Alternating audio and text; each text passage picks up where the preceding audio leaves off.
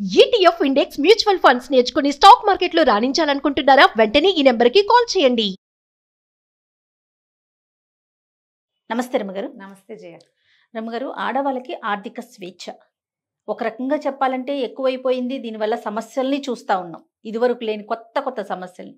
మరోపక్క చూస్తే ఎంత చదువు ఉన్న వాళ్ళైనా సరే ఆ స్వేచ్ఛ అనేది లేకపోవడంతో ఎంతసేపు తనకున్న పార్ట్నర్ దగ్గర చేజాపటమే, ఇలాంటివి చూస్తూ ఉన్నాం. అసలు ఎంతవరకు ఉండాలి, ఎంతవరకు ఉందని మీరు అనుకుంటున్నారు రమ్మగారు? ఎంతైనా ఉండాల్సిందే జయ. ఉండాల్సిందే అంటారా? ఆర్థిక స్వేచ్ఛ తప్పనిసరిగా ఉండవలసిందే. ఇవాళది కాదు, పూర్వకాలం తీసుకో. మన అమ్మమ్మ నాడు మా అమ్మగారంటే ఆవిడకి ఆ పరిస్థితి లేదనుకో. జనరల్గా మా అమ్మ, మీ అమ్మమ్మ ఆ ఏజ్లో ఉన్న వాళ్ళకి ఇళ్లలో ఆర్థిక స్వేచ్ఛ ఏమి ఉండేది కాదు. చదువులు లేవు, ఉద్యోగాలు లేవు, ఇంట్లో ఉండేవాళ్ళు.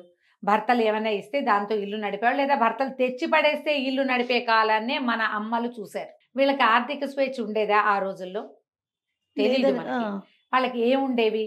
వాళ్ళ మేనమామలు, వాళ్ళ అన్నయ్యలో, తమ్ముళ్ళు ఎవరైనా వచ్చి పుట్టింటి ఓ 10 రూపాయలు, ఓ 25 రూపాయలు, 100 రూపాయలు చేతిలో పెడితే వీళ్ళు మా వాళ్ళు నాకు డబ్బు ఇచ్చారు అనే విషయం భర్తలకు చెప్పకుండా కామ్గా ఆ డబ్బులు పక్కన పెట్టుకుని తమకు అత్యవసరాలు వచ్చినప్పుడు, తాము ఎవరికైనా ఇవ్వాల్సి వచ్చినప్పుడు, పిల్లలకి ఏదైనా గడపాల్సి వచ్చినప్పుడు భర్తలు ఒప్పుకోని విషయాలని తల్లులు తమ రహస్య పాకెట్ మనీ తోటి నడిపేవాళ్ళు. అది కూడా ఒప్పుకోవచ్చు కదా. అది కూడా పిల్లల కోసము లేదా సంసారం కోసము, వాళ్ళ కోసం చాలా తక్కువ. వాళ్ళు ఏమున్నాయి జయ, అప్పుడు ఖర్చు లేవమ్మా. ఆడవాళ్ళకి ఖర్చులు లేవు, పాడలేవు. భర్తలకి తెలియని ఏ ఖర్చు ఆ రోజున లేదు. ఆ కాస్త పావల అర్ధ 10 పైసలతోటి చేసేవాళ్ళు. తర్వాత క్రమంగా కొంచెం ఇంటి ఖర్చుకి భర్తలు డబ్బులు ఇవ్వటము, లేదా ఏదైనా పై సంపాదన ఏవైనా ఉంటే వీళ్ళు కొంత తీసి దాచిపెట్టుకోవటము. పెట్టుకుని అమ్మ డబ్బులు ఎక్కడ ఉంటాయంటే పోపులు పెట్టిలో డబ్బులు ఉంటాయి, చెంగున కట్టుకుని ఉంటాయి, చెంగును ముడేసుకునేవాడు. అప్పుడు పర్సులా దాచిపెట్టుకోవటాలా ఏముంది? ఆ రోజున ఏమీ లేదు. వాళ్ళకున్న ఆర్థిక స్వేచ్ఛ ఎంతవరకు ఉండేది? ఆ పోపులు పెట్టి దాకానే ఉండేది. ఏమో ఆ కాలాన్ని దాటలా మనం? దాటేసాం. మన అమ్మలకే మనకు తెలుసు. వాళ్ళ దగ్గర 1000, 2000, 3000 ఉండటం, 2-3 చోట్ల వాళ్ళు అట్టే పెట్టుకోవటం. నీ డబ్బులు ఇవ్వవే అని భర్తలు కొంత ఇవ్వు అని బతిలాడి తీసుకోవటం, మళ్ళీ నా డబ్బులు నాకు ఇచ్చే అని వెనక్కి తీసుకునే రోజులు కూడా మనకు తెలుసు. అవునండి.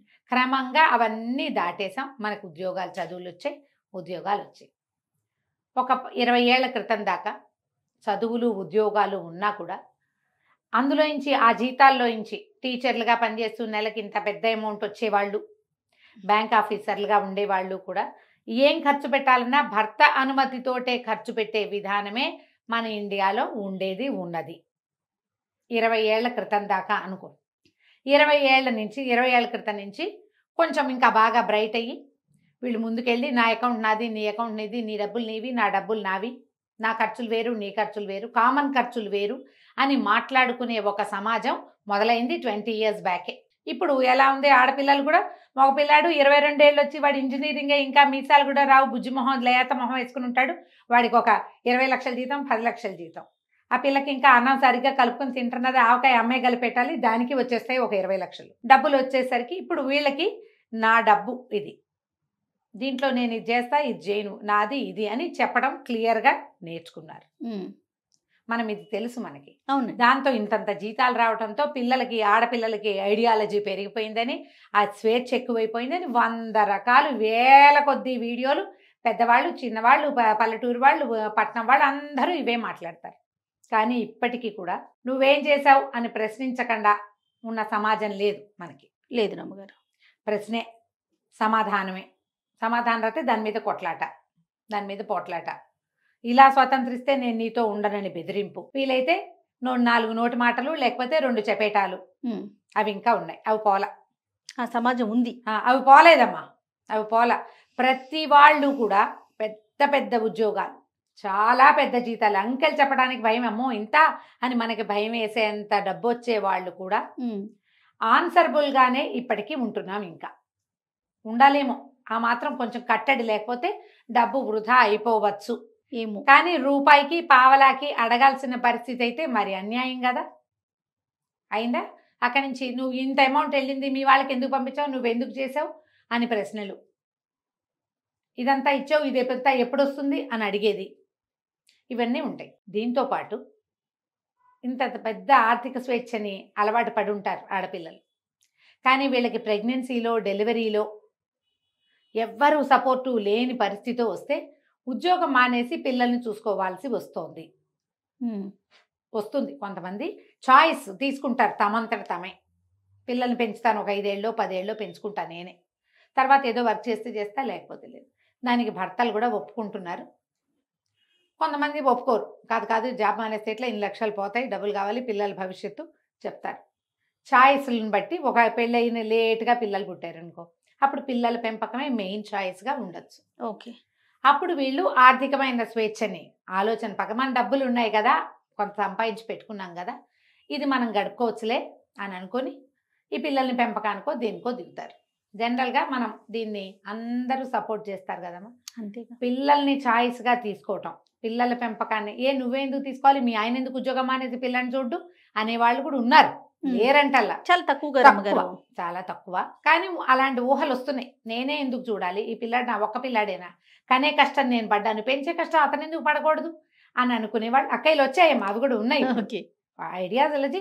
ఇప్పుడు ఇది తప్పని నేను అంటలేదమ్మా, అది విమర్శ కాదు, జస్ట్ మనం మాట్లాడుతున్నాం అంతే. ఈ ఉద్యోగం మానేసిన తర్వాత వీళ్ళకి పూర్వపు ఆర్థిక స్వేచ్ఛ ఉంటుందా అనేది మనకి ఇక్కడ శేష ప్రశ్న. ఇప్పుడు ఎంత స్వేచ్ఛ లేకపోయినా నువ్వు అది ఎందుకు చేసావు, ఈ డబ్బులు ఏం చేసావు, ఎవరికి ఇచ్చావు ప్రశ్నలు ఎదుర్కొంటున్నప్పటికీ వీళ్ళకి సొంత అమౌంట్ కొంత ఉండి కావాల్సింది కొనుక్కుని ఎక్కడికైనా వెళ్ళినప్పుడు ఖర్చు పెట్టుకుని ఎవరికైనా ఇవ్వదలుచుకుంటే ఓ డొనేషన్ కానీ ఒక హెల్ప్ కానీ చేయగలుగుతూనే ఉంటారు ఎంతో కొంత. దాన్ని కూడా కట్ చేసే దౌర్భాగ్యపు మగ సమాజం ఉంది. అవును. 1,00,000 రూపాయలు జీతం తెచ్చే అమ్మాయికి కేవలం 10,000 నీ ఖర్చులకి, మిగిలిన 90 ఫ్యామిలీకే నువ్వు పెట్టాల్సిందేనని బలవంతం చేసేవాళ్ళు వాళ్ళు ఉన్నారు. అక్కడి నుంచి నేను మొత్తం నాదంతా సేవింగ్సే, నీ మొత్తం డబ్బులు ఫ్యామిలీకే పెట్టని తను డబ్బు ఏం చేస్తున్నాడో పెళ్ళానికి చెప్పడు, భార్యకి చెప్పరు. వాళ్ళు అడగకూడదు. అది దౌర్భాగ్యపు సమాజమే, అది కూడా ఉంది మనకి. ఇంకా ఉన్నాయి ఇందులో ఎన్ని వింటానో ఇలాంటివి. అక్కడి నుంచి ఈ డబ్బుల్ని అమ్మాయి అబ్బాయి ఇప్పుడు మీ ఇద్దరికి చెరుకో 1,00,000 లేదా మగవాడికో 2 లక్షలు అమ్మాయికో 1,00,000 వస్తాయి అనుకో, మీ ఇద్దరు కలిసి మాట్లాడుకుని ఒక చోట డబ్బులు పెట్టడం అనేది ఎంత మంచి పద్ధతి. అతను ఏం చేస్తున్నాడో ఈ అమ్మాయికి చెప్పడు, అతను చేస్తున్న ఐడియా ఈ అమ్మాయికి నచ్చకపోవచ్చు, కానీ అమ్మాయి ఐడియాలజీ తీసుకోరు, డబ్బులు మాత్రం తీసుకుంటారు. ఇది ఎట్లా న్యాయం? నువ్వు ఈ అమ్మాయి దగ్గర ఉన్న మొత్తం గోల్డోడగొట్టి తీసుకుని నువ్వు ఎక్కడ పెడతావు? నువ్వు పెట్టేది ఈ అమ్మాయికి చెప్పవు, ఆ అమ్మాయికి నచ్చదు. ఎలా ఆమె శ్రమని నువ్వు దోచుకుంటావో చెప్పు సమాధానం. శ్రమ దోచుకోవటమే కదా, దాన్ని ఏమనాలమ్మా? ఖచ్చితంగా దాన్ని అలాగే అనాలి. ఈ శ్రమ దోపిడీకి సమాధానం ఏమిటి? ఈ సమాధానం వాడు ఒక్కడే కాదు, అబ్బాయి ఒక్కడే, భర్త ఒక్కడే కాదు, అతని పేరెంట్స్ కూడా సమాధానం చెప్పాలి. మీ అమ్మాయి అయితే ఇలా చేస్తారా? ఈ కష్టపడే పిల్ల ఈ ఇంట్లో పనిచేసి, మొగుడి కింద పనిచేసి, చిన్నపిల్లల్ని చూసుకుని, ఉద్యోగం చేసి, తను సంపాదిస్తున్న తన రక్త మాంసాలని పెట్టి చెమట చిందించి, అంతేగా మరి ఎంత శ్రమ కోర్చి పీరియడ్స్ అని, పిల్లలకి అనారోగ్యాలని, తన ఒంట్లో బాగుండదు, ఈ లోపల ఏవో ప్రెషర్లు, వర్క్ ప్రెషర్, ఇదంతా ఎదుర్కొని అది ఒక పెద్ద డబ్బా ఇది పట్టుకొచ్చి పెడితే ఒక మూట, ఆ మూటను నువ్వేం చేస్తున్నావో చెప్పను, నువ్వు నన్ను అడిగావంటే నేను నీకు డివోర్స్ ఇస్తాను, నీకు సమాధానం చెప్పాల్సిన అవసరం లేదు. ఆడాళ్ళకి చెప్పేది ఏమిటి? ఇది ఒక డైలాగు. ఆడాళ్ళకి చెప్పేది కాకపోతే నువ్వు ఆడాళ్ళ సంపాదన ఎలా తీసుకుంటావు? సిగ్గులేదు నీకు? అదంతా సంపదలోకి మారుస్తావు, రేపు ఏదో చేస్తావు, నువ్వు పాడు చేస్తావని కాదు, కానీ నువ్వు ఏం చేస్తున్నావో పార్ట్నర్కి చెప్పి తీరాలి. ఖచ్చితంగా. మీరు జాబ్ చేయిస్తున్నారు అమ్మాయిని, అమ్మాయి వర్క్ నేను ఎలవ్ చేస్తున్నాను, అదొకటి. ఏమిటి నువ్వు ఎలవ్ చేసేది? అదే ఫీలింగ్ గా చూస్తారు కదా, నువ్వెవరివి ఎలవ్ చేయటానికి? అమ్మాయి చదువుకుంది, ఉద్యోగం చేయొచ్చా చేయకూడదా, చేయగలనా లేదా అనేది ఆ అమ్మాయి శక్తియుక్తులు, ఆ అమ్మాయి మనస్తత్వం మీద ఆధారపడి ఉంటుంది. మళ్ళీ ఇంకొక ఫీలింగ్ చూస్తాను రమ్మగారు, తన కష్టం ఎప్పుడు ఇంట్లో చూపించకూడదు, ఇప్పుడు నార్మల్ గా కనిపించాలి ఆ మనిషి. తను కూడా బయటికి వెళ్తుంది, తను కూడా ఉద్యోగం చేస్తుంది, తనకు కూడా ఆఫీస్ టెన్షన్స్ అనేవి ఉంటాయి, అవి పట్టించుకునే రాగానే అమ్మాయి నవ్వుతూ ఆహా అంటూ అడ్వర్టైజ్మెంట్ లో లాగా ఇంటికి వచ్చి వంట చేస్తున్న ఒక అడ్వర్టైజ్మెంట్ చూస్తాను నేను, నాకు ఎంత మంటగా ఉంటుంది. ఇలాంటి వాళ్ళు కూడా చూస్తామండి. ఆవిడ ఆఫీస్ లో బాస్ ఒక అడ్వర్టైజ్మెంట్ చూస్తా చేయ నేను, అమ్మాయి అంటే ఇష్టం నాకు, యాక్ట్రెస్ పిల్ల అంటే. ఓకే. ఆఫీస్ లో అమ్మాయి బాస్ ఈ పనంతా చేసి వెళ్ళండి అని సబార్డినేట్కి చెప్తుంది, తను ఇంటికి వెళ్ళిపోతుంది. ఇంటికి వెళ్ళిపోయి చక్కగా అంతా వంట చేసి జుట్టు ముడేసుకుని చూడడానికి చిలకలా ఎంత ముద్దుగా ఉంటుందో అది చక్కగా వంట చేసేస్తుంది, అన్ని రెడీగా పెడుతుంది. హస్బెండ్ రాగానే టట్టడా ఆయన మొత్తం వంట అంతా చూపిస్తుంది అనమాట. ఏమిటి మీరు ఏం చూపిస్తున్నారు అడ్వర్టైజ్మెంట్లో? నువ్వు ఆఫీస్లో అడవా చాకిరి బాస్గా నీ దగ్గరికి 100 మందిని హ్యాండిల్ చేస్తూ చేయాలి. నువ్వు ఇంటికి వచ్చి చక్కగా ఈ వంట అంతా చేసి భర్తకి పెట్టమనే పెట్టాల్సిందేనా? పెట్టు, బాగుంది. పెట్టు. నీ ఓపిక ఒక రోజు ఉంటది, ఒక రోజు ఉంటది కదా ఉంటదిగా రమ్మగారు. అప్పుడు అప్పుడు ఎప్పుడు ఏటెళ్ళ కాలం 24 గంటలు 24/7 మరి ఇలాగే చేయగలరా అమ్మా ఎవరైనా? నాకు అడ్వర్టైజ్మెంట్ చూస్తే ఆ పిల్లంటే ఎంత ఇష్టమో, ఆ కాన్సెప్ట్ అంటే అంత కోపం వస్తుందా? నేను ఈ ఎలా సందర్భంగా చేయగలుగుతారు? అవును, ఇంకొక విషయం చెప్తాను రమ్మగారు. ఇదివరకు లాగా పొలాల్లో పడిపోయో మట్టి రాసుకోను లేకపోతే చెమట్లు కక్కే జాబు అబ్బాయిలకి ఉండట్లా, అమ్మాయిలకి ఉండట్లా. అమ్మాయిలకైతే అస్సలు ఉండట్లా నేను అవును. చూసినంత వరకు. ఏ ఏసీ కిందో ఫ్యాన్ కిందో కూర్చొని టకటకలాడించుకోవటము, అదే. మాకులాగా మాట్లాడటం, ఇలా ఏసీ కింద వర్క్ చేసే జాబ్స్ ఉన్నాయి. అది ఫిజికల్ స్ట్రెయిన్ ఎక్కడ కనిపిస్తుంది రమ్మగారు? ఆ స్ట్రెస్ ఎక్కడైనా కనిపిస్తుందా? స్ట్రెస్ అంతా ఎక్కడ మెంటల్ లోపల గానే ఉంది, ఉంటుంది కదా. లోపల ఉంది కదా. వీళ్ళు ఏముందా ఏసీలో కూర్చుంటున్నారు, వీళ్ళకి జీతాలు వచ్చేస్తున్నాయి. ఏసీలో కష్టమంతా కూర్చోటమేగా. నాదే, నేనే కష్టపడుతున్నా ఈ ప్రపంచంలో. నువ్వేనా మట్టిత్తేవా ఏమైనా కాదు. ఏం కాదు. అయినా ఇప్పుడు ఈ చూడు, ఫీలింగ్ కూడా చూస్తాం రమ్మగారు. ఉంటాయి, ఉంటుంది. మాకు టెన్షన్లు ఉంటాయి. ఆ. నీది టెన్షన్ లేని జాబు, అసలు. మాకు టెన్షన్ ఉంది అసలు ఇది ఒక ఉద్యోగమా అంటారు. ఏంటో ఉద్యోగం కాదు, కానీ నేను ఒక మాట చెప్తా జయ, వాళ్ళది ఉద్యోగాలు కావు, చిన్న ఉద్యోగం, ఏదో చిన్న పని. కానీ ఇంట్లో పని, ఇంట్లో ఆడవాళ్ళు ఉంటే ఎన్ని పనులు చేయాలో, ఆ బట్టలు పాతలు, ఇల్లు వాకిలి, పిల్లలు జల్లలు చుట్టాలు, మరి వంట కొంపగోడు ఇవన్నీ చేసుకుని అక్కడికి వెళ్ళి అక్కడ నవ్వు మొహం పెట్టుకుని అక్కడ ఉండి అవును. మళ్ళీ ఇంటికి వచ్చి మళ్ళా మొదలే కదా, మళ్ళీ నవ్వు మొహమే పెట్టాలి. మళ్ళీ నవ్వు మొహం పెట్టాలి, మళ్ళా పని. పోనీ దీంట్లో ఆ. చేద్దాం, అవన్నీ చేసేద్దాం. చేస్తున్నారమ్మా బంగారు తల్లులు. ఏ మట్టితో చేశాడో గానీ భగవంతుడు ఈ రోజుల్లో ఆడపిల్లల్ని అవును రమ్మగారు, అన్నీ ఇంట్లో బయట చేస్తున్నారు. కూడా చేసుకుంటున్నారు. చేస్తున్నారు. కానీ ఆర్థికంగా ఫ్రీడమ్ ఉంటుందా? ఇది మన క్వశ్చన్. అదే అవును. జాబ్ మానేసి ఇళ్లల్లో ఉన్న వాళ్ళకి ఆర్థిక స్వేచ్ఛ ఉండనిస్తున్నారా? ఉండనివ్వట్లేదు జయ, ఉండనివ్వటల్లా. మనము మామూలుగా పని వాళ్ళ దగ్గర కూడా చూస్తాం, సెపరేట్గా అకౌంట్లు మెయింటైన్ చేసుకుంటారు. సొంత ఖర్చులకి 100, 200, 300, 500 పాత రోజుల్లో పెట్టుకున్నట్టే డబ్బులు పక్కన పెట్టుకుంటారు. గూగుల్ పేలో ఉంచుకుంటారు. అమ్మ అందులో పెట్టద్దు, మా ఆయన చూసేస్తాడు, నా చేతికి ఇవ్వు అని Yes. తీసుకుంటారు. అవును రమ్మగారు. తీసుకుంటారు. మరి వాళ్ళ సొంత ఖర్చులు ఉంటాయి, అన్నిటికీ మొగుళ్ళకి సమాధానం చెప్పాల్సి వస్తుంది. పనేమో వీళ్ళు చేస్తారు, డబ్బులేమో వాళ్ళు మేనేజ్ చేస్తామంటారు. ఈ విధానం మారితేనే మీకు స్వేచ్ఛ వచ్చినట్టమ్మా. ఇది మారాలి.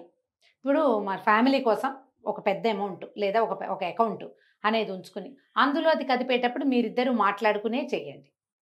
కానీ మీ సొంత ఖర్చులకని మరి ఎలా అంటే కనీసం ఒక 30% అయినా సొంత ఖర్చులకి ఉంచుకోండి.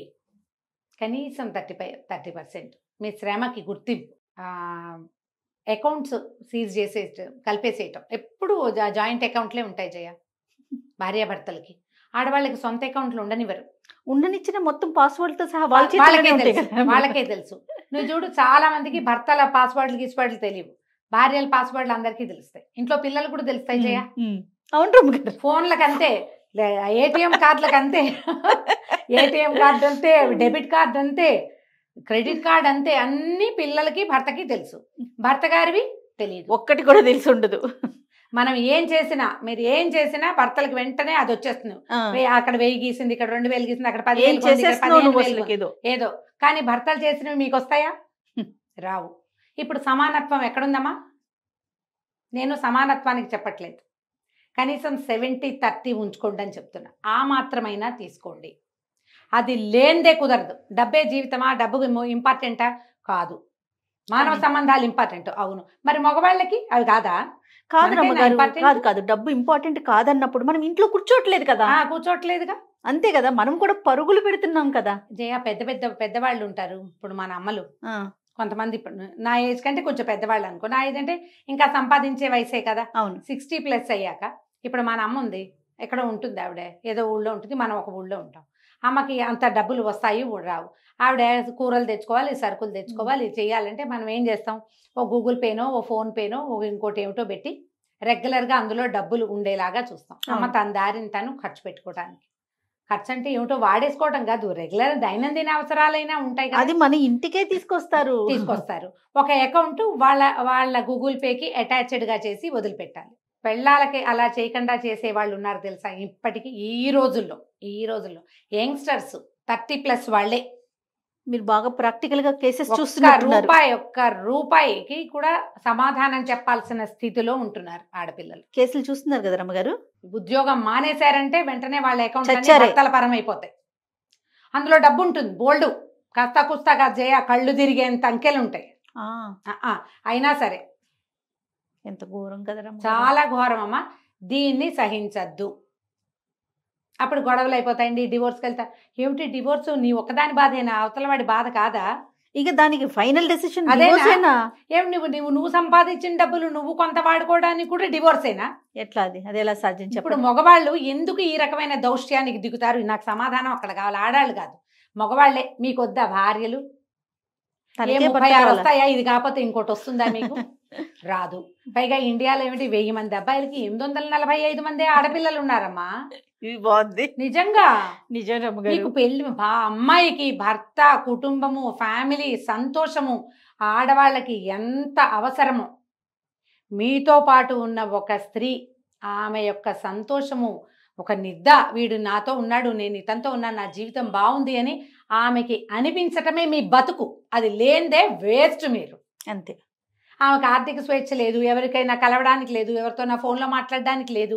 కాసేపు మాట్లాడితే అంతసేపు ఎందుకు ఇక నువ్వు ఏంటి ఊపిరి కూడా దీనివరా మీరు? అన్నిటికీ మీకు సమాధానం చెప్పాలి. అదేమన్నా బానిస కాదుగా. ఇప్పుడు ఆడవాళ్ళకి ఎంత భయమో, జీవితం పట్ల ఎంత భయం ఉండాలో, ఎంత ఒళ్ళు దగ్గర పెట్టుకుని ఉండాలో మీరుండద్దా? ఉండాలిగా, నువ్వు కూడా ఉండాలిగా. ఇప్పుడు దీన్ని నేను తల్లుల్నే అడుగుతున్నాను. మీ కొడుకులకి వద్దా? ఇది మీ కొడుక్కి కావాలా వద్దా భార్య? అతనికి సంసార జీవితం, ఇంటికి వచ్చేసరికల్లా ఎవరో ఒకళ్ళు వేడో వెచ్చో చూసి కాఫీయో టీయో మొహాన్ పోసి కాస్త ఉన్నావా అన్నావా అని అతన్ని కనుక్కునేందుకు ఒక ఇంట్లో ఒక ఆడపిల్ల ఉండి ఆమె సంతోషంగా ఉండటం అవసరమా కాదా? ఆ అమ్మాయి యొక్క సంతోషమే మీ కుటుంబానికి వృద్ధి, అవునా కాదా? అంతేగా. ఇలా దయచేసి ఆలోచించండి అమ్మా. మీ పిల్లల్లో పెద్దవాళ్ళు ఇలాంటి దౌష్ట్యాన్ని చూస్తే దాన్ని కట్ చెయ్యండి, లేదా జన్మల అనుభవిస్తారు మీరు. ఇదే ఆడపొట్టకు పుట్టుకుంటూ మనము ఇది అనుభవించి వచ్చిన వాళ్ళమే జయ. అంతే ఈ కదా. స్వేచ్ఛ లేనితనాన్ని ముందు తరాల వాళ్ళంతా చూశారు. ఇప్పుడు అట్లా లేదు. పిల్లలు చక్కగా చిలకల్లా చదువుకుంటున్నారు, ఉద్యోగాలు చేసుకుంటున్నారు, కళకళ్ళాడుతూ 4 రకాల పనులు చేసుకుంటున్నారు. దానికి కొంత ఫ్రీడమ్, ఎక్కడో చోట ఈ ఫ్రీడమ్ అడ్డుకట్ట గ్యారంటీగా ఉండాలి. అది లేకుండా వదిలేయమని నేను చెప్పట్లేదు. నాకు కూడా కట్టడే. ఇప్పుడు నేనైనా అదే చేస్తాను కదా. ఎక్కువ పెద్ద అమౌంట్లు ఉండేవి, శాలరీస్ పడే అకౌంట్ల నుంచి డబ్బులు వేరే విస్తారంగా తీసేయకూడదు. వాడేస్తుంటే రేపొద్దున సేవింగ్స్ అవ్వవు. అదే. కానీ ఇవి మాట్లాడుకోవాలి కదా. ఇది మాట్లాడుకుని మీ పక్క వాళ్ళని, స్పౌస్ని, భార్యని ఈ డబ్బు విషయంలో మీరు కనుక సంతోషంగా కాదు, కనీసం కొంత గాలి పీల్చుకునే రకంగా అయినా ఉండనివ్వకపోతే మీరు ఆదిమానవ సమాజంలో ఉన్నట్టే. మీరేమీ జీవితంలో ముందుకెళ్ళినట్టు కాదు. అంతేగా. ఇప్పుడు మీరు రేపొద్దున మీ పిల్లలకి ఏం చెప్తారు? మీ పిల్లలు కూడా ఇలాగే స్వేచ్ఛ లేకుండా చేయటం మీకు కుదురుతుందా? ఒక పిచికని బందికానాలో పెట్టి మధ్యలో దాన్ని చేయి పెట్టి దాన్ని మెడ పిసికేస్తూ ఉంటామా మనం? ఆల్రెడీ ఈ పెళ్లి, పిల్లలు, ఇల్లు, సంసారము బందికానానే. కాకపోతే కొంత స్వేచ్ఛ ఉంటుంది. ఆ కాస్త స్వేచ్ఛనైనా వాళ్ళని అనుభవించనిస్తే జీవితాలు సంతోషంగా ఉంటాయి. అంతే. ఈ ఆర్థిక స్వేచ్ఛ విషయంలో పెళ్లికి ముందే మాట్లాడుకోండి. ఓకే. మనం ప్రీ మ్యారిటల్ కౌన్సిలింగ్ అప్పుడు చెప్తాము, నా డబ్బులు నావి, నా ఇష్టం వచ్చినట్టు చేస్తాను అని అమ్మాయి అనకూడదు. నీ డబ్బంతా నాదే, నేను చెప్పినట్టే నువ్వు వినాలని అబ్బాయి కూడా అనకూడదు. ఈ డబ్బులు మనవి, దీని మీద కొంత ఫ్రీడమ్ నువ్వు అవలంబించు, కొంత ఫ్రీడమ్ నేను అవలంబిస్తా. మన ఇద్దరిది కలిపి కొంత అమౌంట్ ఉండాలి. అంతే. వాళ్ళమ్మకి ఇచ్చిన కొంతమంది ఆడపిల్లలేమో భర్తలు ఏమీ చేయకూడదని పట్టుకుంటారు. ఈ శాతం తక్కువ, కానీ ఉంటారు. మగవాళ్ళు ఎక్కువ పట్టుకుంటారు. ఆడవాళ్ళకి అంత ఫ్రీడమ్ ఇవ్వకూడదు అనుకుంటారు. మనీ మేనేజ్మెంటు ఆడవాళ్ళకి అంత తెలియకపోవచ్చు. ఎందుకంటే చిన్నప్పటి నుంచి తండ్రి ఒద్దికలో ఉంటారు, బాగా తెలుసుకోరు. కానీ కొంత వయసు వచ్చాక ఎక్కడ డబ్బులు పెట్టచ్చు, ఎక్కడ పెట్టకూడదు, అలాంటి ఐడియాలజీ వాళ్ళకు ఉంటుంది. మీరు మాట్లాడుకుంటే వాళ్ళ ఐడియాలజీ ఏంటో తెలుస్తుంది. అంతే. కొంతమందికి ఏమో ఇల్లు వాకిళ్ళు కొనేసుకోవాలని ఉంటుంది జయ. ఇల్లు ఇల్లు ఇల్లు ఇల్లు ఇల్లు అంటారు. ఇల్లు స్థలాలు కొనేసుకోవాలి, ఎక్కడైనా సైట్లు కొని పెట్టుకోవాలి. వాళ్ళ ఫాదర్స్ని బట్టి వాళ్ళకి ఐడియాలజీ వస్తుంది. ఒక్కొక్కళ్ళు ఏమో ఎక్కడైనా డబ్బులు మదుపు పెట్టడం, ఈ షేర్స్లో పెట్టడం అని ఇట్లాంటివి చేస్తారు. మీరు అది వీళ్ళు ఇది అయ్యారనుకోండి, అందులోనూ పెట్టండి, ఇందులోనూ పెట్టండి. మాట్లాడుకోండి ముందు. మాట్లాడుకుని ఈ ఆర్థిక స్వేచ్ఛ వ్యవహారాన్ని సార్ట్ అవుట్ చేసుకోండి.